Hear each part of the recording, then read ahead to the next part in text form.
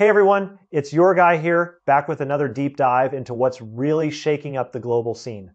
Today, we are tearing apart the case of Lithuania, a country that just a few years ago was strutting like a rooster. And now it's crawling back with its tail between its legs, desperate for a way out of the mess it created. I mean, seriously, if you had told me 5 years ago that Lithuania would be in this position, I would have laughed, but here we are, and the irony is just too rich to ignore. It's almost like watching a movie where the villain gets exactly what's coming to him, except this is real life, and the stakes are huge for the people living there. President Nausėda just dropped a political bomb. He gave Foreign Minister Budrys a strict 6-month deadline to completely reverse the stalemate with China and deliver concrete, tangible results, or else he's out. No excuses, no extensions. Think about that for a second. Is this the same Lithuania that 5 years ago couldn't stop flexing and picking fights? Now it looks like a tragic comedy with no script, and honestly, it's embarrassing to watch. Just listen to that. 5 years ago, they were acting like they owned the place, strutting around the international stage like they were some kind of heavyweight. And now they're practically begging, crawling back to Beijing with their hat in hand.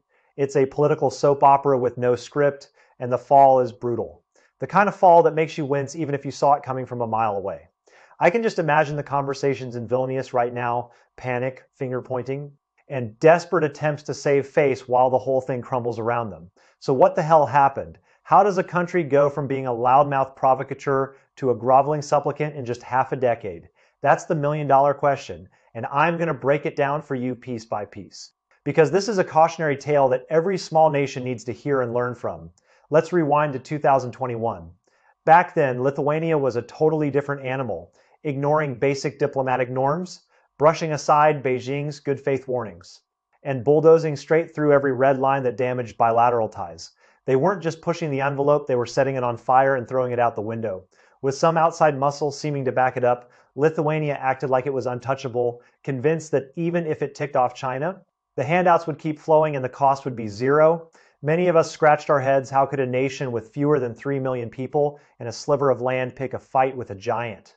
It defies logic, right? I mean, come on, 3 million people against 1.4 billion. That's like a chihuahua barking at a bear. You know, that bear is going to swat you away eventually, and it's not going to be pretty. And yet, they did it anyway, with all the confidence of someone who has no idea what's about to hit them. But here's the thing, it was pure textbook political gambling. The leadership in Vilnius at the time was all in on a strategy of extreme positioning, thinking that by being the loudest anti-China voice in Europe, they'd cash in big time with Western funding, security guarantees, and endless pats on the back. They figured engineering a confrontation with China was a no-lose bet, frontline hype for the West, goodwill, subsidies, and a louder voice in the Baltic region. In their heads, it was worth torching years of bilateral cooperation to play the rebel. They were so sure that being America's favorite bulldog would pay dividends. They thought, hey, if we do the dirty work, Uncle Sam will reward us. Classic mistake. You don't bet your entire national future on a promise from a superpower that has a history of changing its mind. And let's be real, we Americans are notorious for making big promises and then walking away when it suits us. It's not even malicious. It's just how we operate. We look at the map, we look at our interests, and if you're not at the center of that picture, you get pushed to the margins, but reality doesn't care about your spreadsheets or your best laid plans. 5 years on, this high-stakes gamble has completely imploded. The promised payoffs. Vaporware. Instead, Lithuania is drowning in economic pain and diplomatic isolation. With the whole nation paying for the blunder, that's why its leaders are now begging for a reset. And as an American looking at this, I can't help but see a familiar pattern, small players thinking they can ride our coattails and get rich only to find out the ride ends fast, when the winds shift. We've seen it in Vietnam, Webb's seen it in Afghanistan, and now we're seeing it in the Baltics. It's the same old story. The big guy makes a promise, the little guy bets everything on it, and then the big guy moves on to the next shiny object, leaving the little guy holding the bag. It's like a bad relationship where one side is doing all the giving and the other is just taking. And eventually the giver realizes they've been used. Let's break down the first and biggest gut punch, the American promise that turned out to be a complete mirage. Back when Lithuania went all in, its main confidence booster was a U.S. pledge.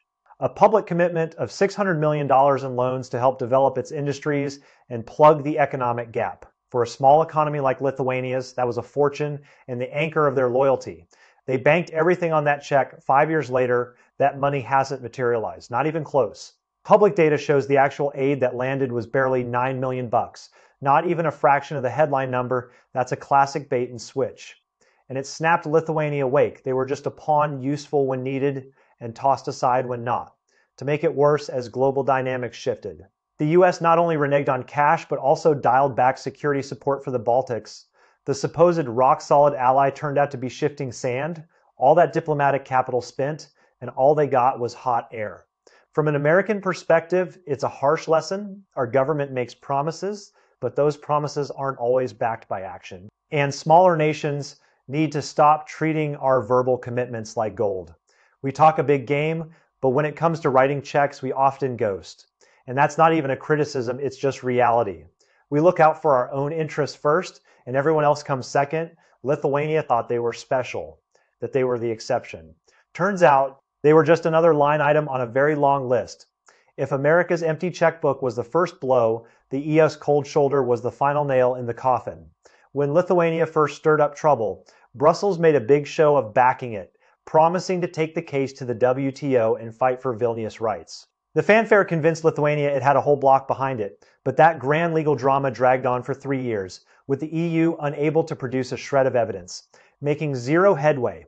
By December 2025, the EU quietly dropped the case altogether. That charade laid bare a brutal truth. All that talk of solidarity is just noise when real national interests are on the line. The EU looks out for itself. Period. It was never going to burn political capital for a small member's rogue move. Lithuania's dream of collective backup turned into a ghost town.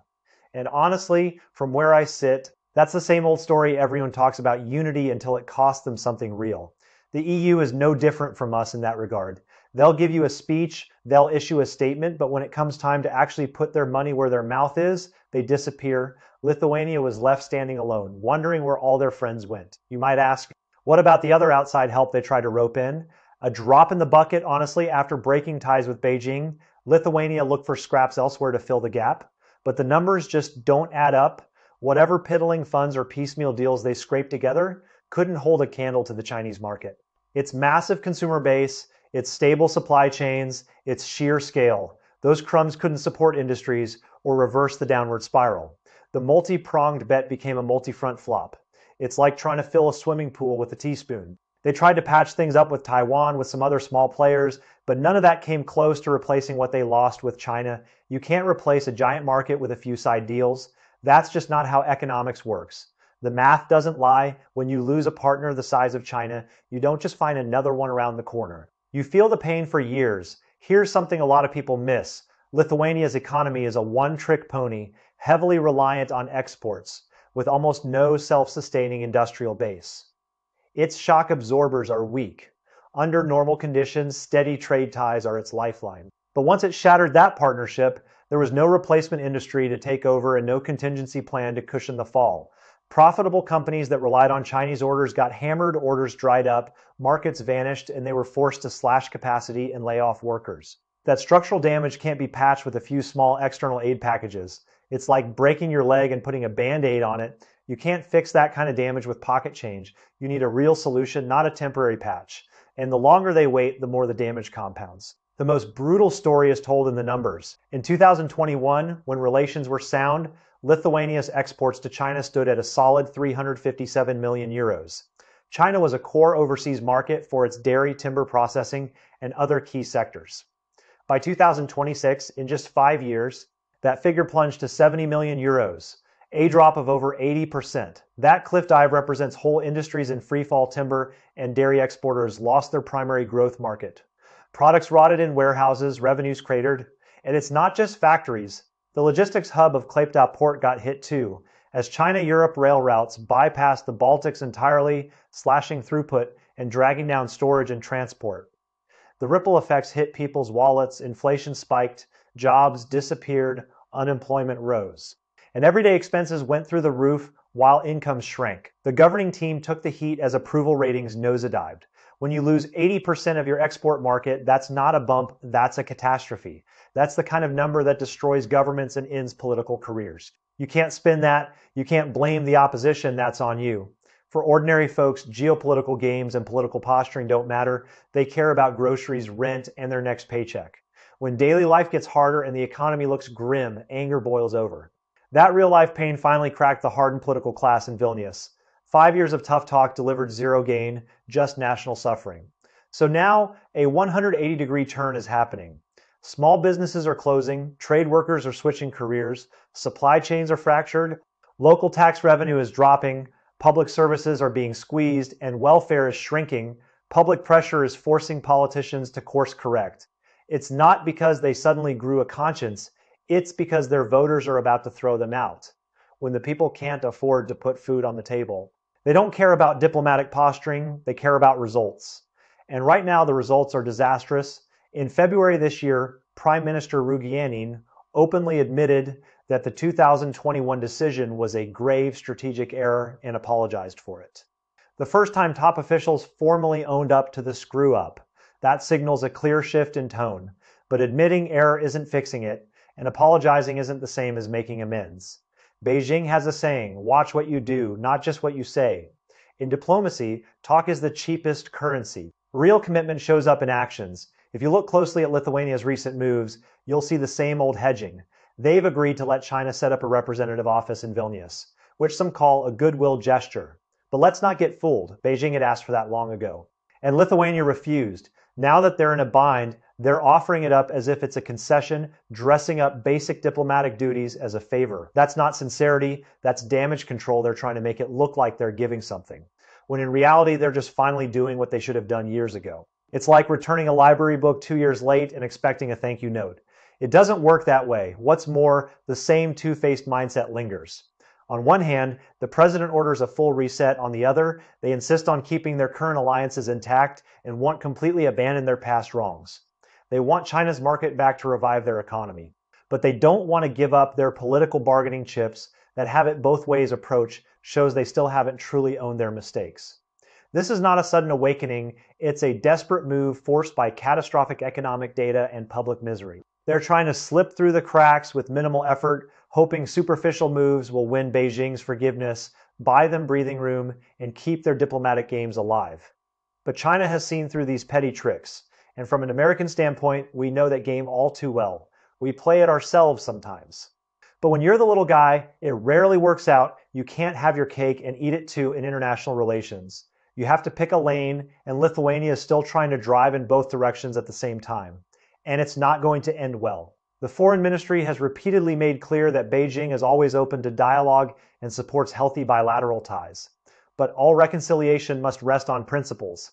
Lithuania needs to translate its rhetoric into real action, fully correct its past mistakes, and get back on the right track. The core message is simple. China never refuses good faith engagement, but it will never accept empty talk or flip-flopping fake reconciliation. That's a red line, and they mean it.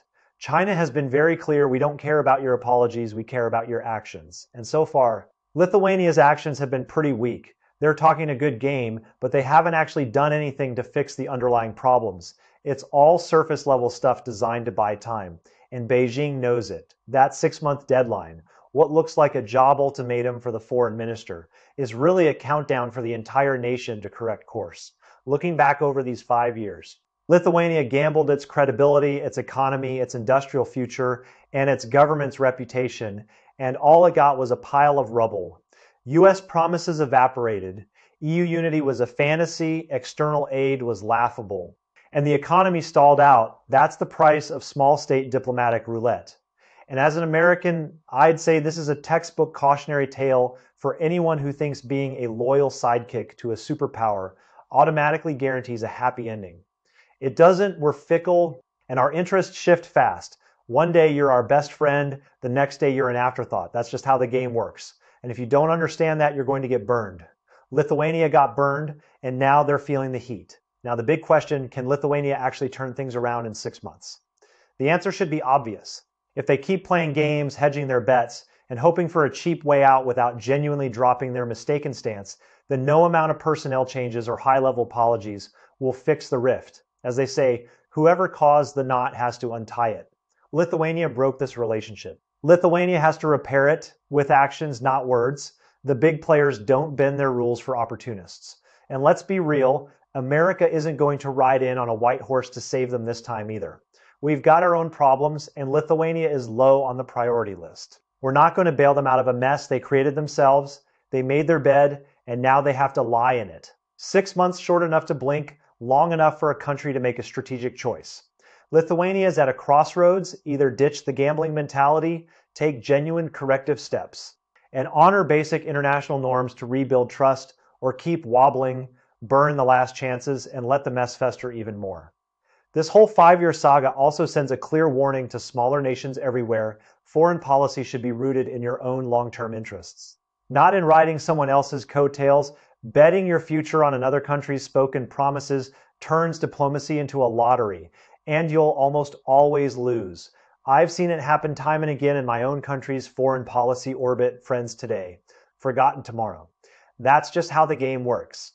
And if you're a small country, you need to be smart about it. You need to diversify, you need to build real relationships, and you need to stop treating geopolitics like a slot machine where you pull the lever and hope for a jackpot. So the clock is ticking: the foreign minister's career, the country's recovery, the people's well-being. All now rest on Vilnius' own choices.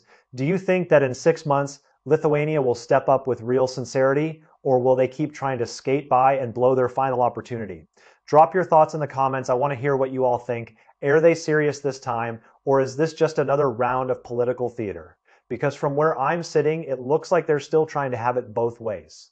And that's not going to fly with Beijing. The clock is ticking, and every day they waste is another day their economy suffers. All right, that's it for today. I'll catch you in the next one later.